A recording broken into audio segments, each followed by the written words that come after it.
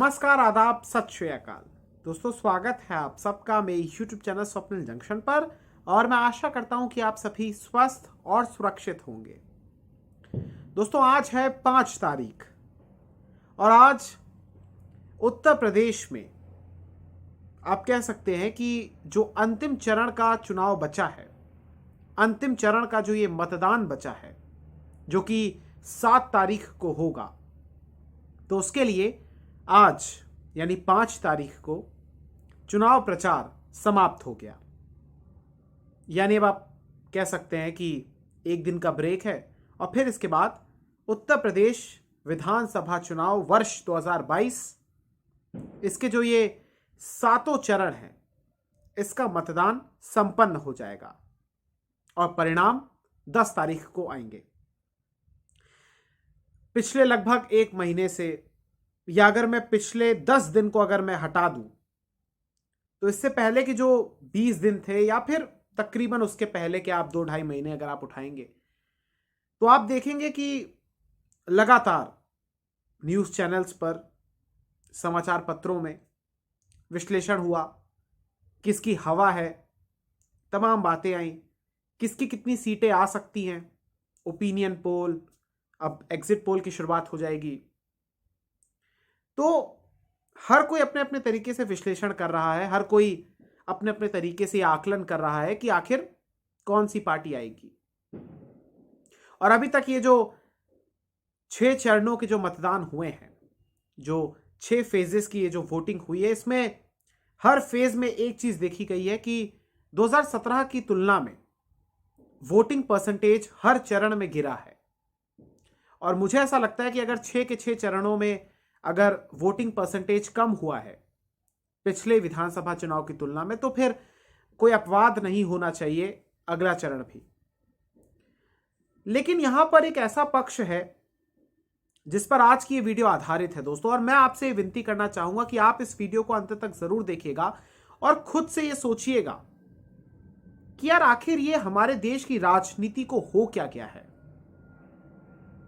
लेकिन उससे पहले मैं आपको थोड़ा सा एक आप कह सकते हैं रूपरेखा बांधना चाहूंगा। मैं आपसे कहना चाहूंगा कि देखिए, वैसे तो देश में 5 राज्यों में चुनाव हुए, जिसमें उत्तराखंड, पंजाब, गोवा, उत्तर प्रदेश, मणिपुर ये शामिल हैं।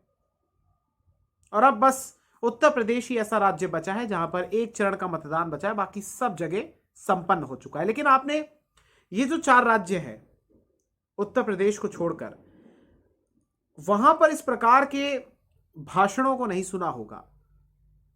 वहां पे इस प्रकार के, देखिए मैं इसकी पुष्टि नहीं करना चाहूंगा क्योंकि मैंने नहीं देखा और मैंने कहीं पर इसकी हवा बनते हुए भी नहीं देखा। शायद पंजाब में कुछ ऐसे बयान दिए गए, लेकिन ना मैंने उत्तराखंड में देखा, ना मैंने गोवा में देखा, ना मैंने मणिपुर में देखा। मणिपुर की तो खैर खबर ही नहीं आती है।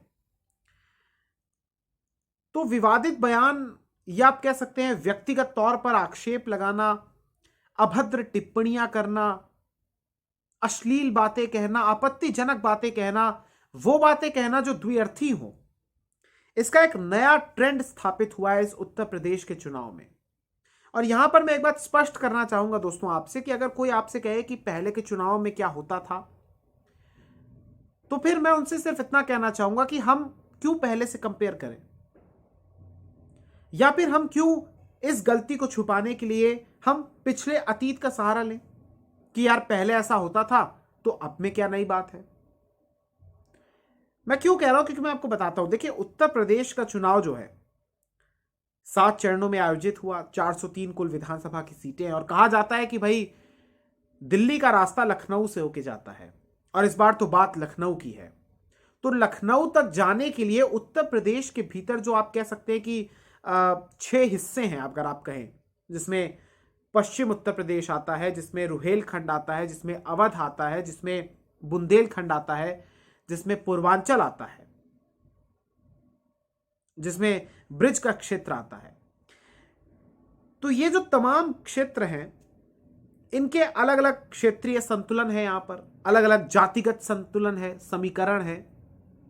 और अगर आप देखेंगे तो एक ट्रेंड है कि अगर पश्चिम से चुनाव शुरू होता है तो पश्चिम से आप अगर चलते रहेंगे पूरब की तरफ, तो ये कहा जाता है मोटे तौर पर कि पश्चिम में हिंदू मुस्लिम या धर्म का एंगल काफी महत्वपूर्ण हो जाता है, निर्णायक भूमिका निभाता है। और फिर यह कहा जाता है कई सारे बड़े बड़े वरिष्ठ लोगों के द्वारा या विशेषज्ञों के द्वारा कि जब ये चुनाव जैसे टुवर्ड्स ईस्ट जाता है, यानी पूर्वांचल की तरफ जाता है, तो वहां पर फिर चीजें जातियों में सिमट कर रह जाती हैं, यानी जातिगत और जो क्षेत्रीय संतुलन होता है, समीकरण होते हैं, उस पर आधारित हो जाती है।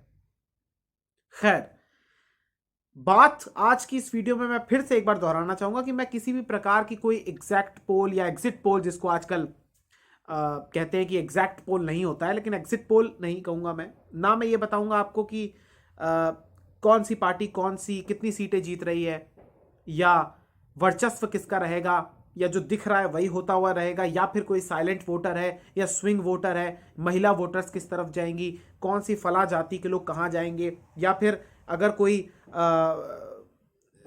विशेष जाति का अगर कोई नेता है, अगर वो किसी दूसरे दल में चला गया तो क्या उसका पूरा जो जनाधार है क्या वो भी उसके साथ ही चला जाएगा, या पुराने सरकार के दौरान में क्या हुआ था, मौजूदा जो इस समय कार्यकाल खत्म हुआ है उसके दौर में क्या हुआ। बात ये सब की नहीं है, बात आज मैं करूंगा नैतिकता से भरी हुई, क्योंकि राजनीति का एक स्तर होना चाहिए। और इसलिए मैंने ये टॉपिक उठाया क्योंकि शायद इस टॉपिक पर बात नहीं होती है, और शायद इस टॉपिक को प्रमुख तौर पर किसी ने उठाया नहीं है। लेकिन मेरा ये मानना है कि इस विषय पर बात होनी चाहिए, समाज के इस पहलू पर बात होनी चाहिए, राजनीति के इस पहलू पर बात होनी चाहिए, क्योंकि अगर ये ट्रेंड स्थापित हो गया है, जो कि पिछले विगत कई चुनावों से देखा जा रहा है कि व्यक्तिगत तौर पर आक्षेप लगाते लगाते नेता अपनी सीमाओं को इस हद तक भूल जाते हैं कि फिर वो अभद्र बात करते हैं, अश्लील बातें करते हैं, इवन नशीली पदार्थों वाली बातें भी करते हैं, धमकी तक देते हैं। और बड़ा बुरा लगता है ये कहते हुए, जो कि स्थापित ट्रेंड है हमारे देश की राजनीति में, कि यहां पर जो अपराधी है, जो दागी है, या जो बागी है, या जिसके पास धनबल है, भाई वो अगर चुनाव में उतर गया तो चुनाव वो जीतेगा, इसकी संभावनाएं कई गुना तक बढ़ जाती हैं। मैं बात करूंगा दोस्तों भाषणों पर। ये नेता अपने आप को बहुत बड़े बड़े भाषणवीर समझते हैं, कहते हैं, और नेताओं का काम भी होता है कि आप जनता से कनेक्ट हों, संवाद करें।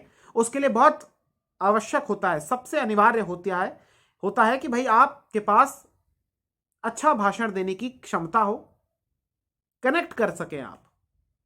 लेकिन इस उत्तर प्रदेश के चुनाव में मैंने देखा, क्योंकि जैसा मैंने कहा कि मैंने पिछले राज्यों के जो अन्य जो राज्य हैं उनके मैंने भाषणों के बारे में, वहां पर इस प्रकार के अगर कोई विवादित बयान दिया गया हो, अगर इक्का दुक्का कहीं दिया गया हो, तो शायद मेरी नजरों से हट गया है। और अगर आपके पास हो तो आप मुझे जरूर बताइएगा कमेंट सेक्शन में लिखकर। लेकिन मेरे कम से कम नजरों के सामने से इस प्रकार का कोई बयान नहीं गया। लेकिन उत्तर प्रदेश में तो मैं हर रोज ये देख रहा हूं कि चाहे समाजवादी पार्टी के शीर्ष नेता हो, सबसे बड़े उनके नेता हो, या फिर भारतीय जनता पार्टी की सबसे बड़ी शीर्ष नेता हो, चाहे प्रबल दावेदार हो मुख्यमंत्री पद के, चाहे कोई छुटभैया नेता हो, इनकी जो भाषण शैली है वो इतनी निराशाजनक है, इतनी दुर्भाग्यपूर्ण है, इतनी इसमें आप कह सकते हैं कि मेरे पास कोई शब्द नहीं है। क्योंकि वो जिस प्रकार से, जैसे नाम नहीं लूंगा लेकिन आप समझ ही जाएंगे, ये स्पष्ट है, किसी से ढकी छिपी बात नहीं है कि कौन चिल्लम जैसी बातों को कहना चाहता है, द्व्यर्थी बातें करता है। कहता है कि एक शख्स के घर से धुआं निकल रहा है, तो उसका अर्थ है कि वो चिल्लम, जो भी नशीला पदार्थ होता है, उसका वो सेवन कर रहे हैं, ये सीधे तौर पर ये कहा जाता है। फिर एक शख्स कहते हैं कि गर्मी निकाल देंगे, फिर कोई कहता है कि हमको एक बार आने दो। अच्छा, अब ये तो बड़े नेताओं की बात हो गई। एक नेता ये भी है जो पहनावे पर मजाक करते हैं, एक नेता वो है जो कहते हैं कि भाई दिखने में वो कैसे हैं, फिर एक नेता सीधे तौर पर पोशाक पर टारगेट करते हैं, एक नेता जो जंग होता है, रस्ट होता है, जंग या जंग जो आप कहते हैं, उसकी कंपैरिजन, महिला नेता है वो, आप सब समझ ही गए होंगे, एक बहुत बड़े शख्स की पत्नी है, और वो सीधे तौर पर उसको भगवा से जोड़ देती है। या अगर एक शख्स है वो कहते हैं कि भाई हम आएंगे तो हम सबका ट्रांसफर रुकवा देंगे और फिर हम देखेंगे, फिर सबको खूंटे से बांध देंगे। खुले तौर पर एक शख्स हैं, पीले रंग के कपड़े पहनते हैं, आप जानते समझ ही गए होंगे, वो खुले तौर पर प्रधानमंत्री जो देश के हैं उन तक को अभद्र टिप्पणी उनके खिलाफ करते हैं, तू तड़ाक में बात करते हैं। देखिए ये जो स्तर है ना, और इस पर दुख इस बात का होता है, शायद हम कई बार जनता को फ्री हैंड दे देते हैं, जनता को ग्रीन सिग्नल दे देते हैं कि भाई जनता नहीं, वो सपोर्टर है, लेकिन एंड ऑफ द डे देश के प्रधानमंत्री होते हैं। बात यह है, अगर आपको उस व्यक्ति की इज्जत नहीं है, सम्मान नहीं है, अगर आप उनको नहीं पसंद करते, ठीक है, वो आपका निजी निर्णय हो सकता है, व्यक्तिगत विचार हो सकता है, लेकिन एक शख्स आकर वहां पर प्रधानमंत्री को तू करके, तड़ाक करके, या भीख मांग रहे हैं वोट की, या वापस भेज देंगे कहीं, इस तरीके की टिप्पणी, और उस पर भी आगे एक बात होती है कि भाई सामने से आकर कोई ताली बजाता है, जो जनता वहां पर हजारों की संख्या में मौजूद रहती है। देखिए एक चीज मैं स्पष्ट करना चाहूंगा भारत के लिए, भारत की आबादी 140 करोड़ के आसपास है, अभी जनसंख्या के नए आंकड़े होना है, तब तो शायद और इससे आगे बढ़ जाए। तो यह स्वाभाविक है कि अगर किसी भी नेता की कोई रैली होगी तो वहां पर भीड़ आएगी, और यह बात आप बखूबी देख रहे हैं कि बेहतरीन तौर पर समाजवादी पार्टी और उनके गठबंधन की जब रैलियां होती हैं तो उसमें भी भीड़ आती है, चाहे बीजेपी की रैलियां होती हो तो उसमें भी भीड़ आती है। लेकिन जिस प्रकार से ये लोग, आप कह सकते हैं कि भाषण देते हैं और खुले तौर पर मंच से ये कहते हैं कि भाई हम देख लेंगे उसको, हम आ जाएंगे तो गर्मी निकाल देंगे, हम आ जाएंगे तो ट्रांसफर पोस्टिंग रुकवा देंगे, फिर देखेंगे कि कौन इस समय उछल रहे थे ज्यादा। और बड़े बड़े क्रिमिनल जो इस देश में चुनाव लड़ते हैं, ये क्या नैतिक है? मैं सवाल आज पूछना चाहता हूं हमारे इलेक्शन कमीशन से, मैं सवाल पूछना चाहता हूं हमारे माननीय न्यायालयों से कि महाशय आप लोगों का कर्तव्य क्या है? क्यों आप लोग हस्तक्षेप नहीं करते?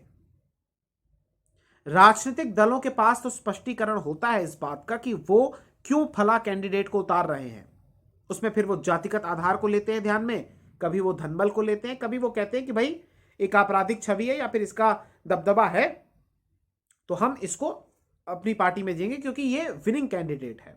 भाई कौन चाहेगा कि वो अरबी घोड़े पर, कहते हैं ना कि अरबी घोड़े पर पैसे ना लगाए, अरबी घोड़े पर दांव ना लगाए, कौन चाहेगा? कौन उतरेगा मैदान में हारने के दृष्टिकोण के साथ? तो वो तो ऐसे लोगों को देंगे। लेकिन स्वच्छ पॉलिटिक्स की, और ये चीज को मेंशन करना, ये चीज को मेक श्योर करना रेदर आई वुड से कि चुनाव के दौरान कोई अभद्र टिप्पणी ना हो, व्यक्तिगत टिप्पणी इस प्रकार की ना हो कि भाई उसका कोई स्तर ही ना हो।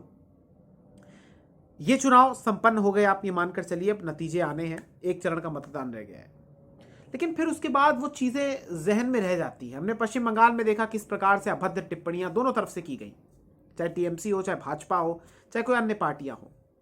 लेकिन राजनीति में ये होना ठीक नहीं है, ये ठीक बात नहीं है। कल को इसका स्तर फिर अगर आज नहीं रोका गया तो कल को इसका स्तर और नीचे गिरने की पूरी संभावना है। इसलिए मैं इस वीडियो के माध्यम से एक बात कहना चाहता हूं कि राजनेता सस्ती पब्लिसिटी को पाने के लिए या जनता के बीच अपनी पॉपुलैरिटी को बढ़ाने के लिए, ये जो आजकल मीम कल्चर आ गया है, इसके कारण आजकल नेता भी हमारे मीम्स शायद देख रहे हैं, इसीलिए वो इस प्रकार के बयान देते हैं। शायद वो युवाओं में अपनी पैठ बनाना चाहते हैं, इसलिए शायद इस प्रकार के बयान देते हैं। नहीं तो भारत जैसे लोकतांत्रिक देश में ऐसे बड़े बड़े कद्दावर नेता हुए हैं जिनकी पर्सनैलिटी, जिनका बयान, जिनके भाषणों में एक शालीनता होती थी, विरोधियों के प्रति एक सम्मान होता था। आज किसी के चुनाव चिन्ह को किसी चीज के साथ जोड़ दिया जाता है, आज किसी के वस्त्रों को किसी चीज के साथ जोड़ दिया जाता है। सम्मान नाम की कोई चीज नहीं है, तार तार किया जाता है मंच से जब एक नेता अपने हाथ में माइक खरीदता है, माइक पकड़ता है, माफ कीजिएगा, और फिर वहां से वो टारगेट करता है और वादों को लहराता है। तो यकीन मानिए कि जो पार्टी विपक्ष में होती है उसके वादे बहुत अच्छे लगते हैं, और जो सत्ता में होती है वो हमेशा से फिर विलन लगती है। लेकिन सच्चाई यह है कि अगर आपको बहस करनी है, अगर आपको भाषण देना है, तो फिर तथ्यों के साथ आइए, तर्कों के साथ आइए, और वादों के साथ आइए, और एक विजन के साथ आइए। यह क्यों धर्म, जाति या मुफ्त में बांटना, या फिर अंत में जब कुछ नहीं बचता है तो अभद्र टिप्पणियां करना, इनसे क्या साबित होगा? क्या साबित होगा इन सब चीजों से? चल सन्यासी मंदिर में, देख लूंगा, खूंटे से बांध दूंगा, गर्मी निकाल दूंगा, बाबा मुख्यमंत्री, बुआ बबुआ, भाई बहन, ये सब क्या है? ये सब घोर परिवारवादी, आतंकवादी परिवार नहीं है उनका। भारत की राजनीति का स्तर और विशेष तौर पर उत्तर प्रदेश की राजनीति का स्तर यह हो चुका है आज। कभी इस राज्य में आपने देखा था जिन्ना का मसला आता है, कभी हिजाब का मसला आता है, कभी गोलियां चल जाती हैं, कभी हमले हो जाते हैं। ये ठीक नहीं है। ये अगर राजनीति का स्तर है तो फिर घिन आती ऐसी राजनीति से और घिन आती ऐसे राजनेताओं से। बाकी दल बदलुओं का क्या ही कहें। दल बदलुओं के बारे में तो आप जानते ही हैं कि ये किसी के सगे नहीं होते।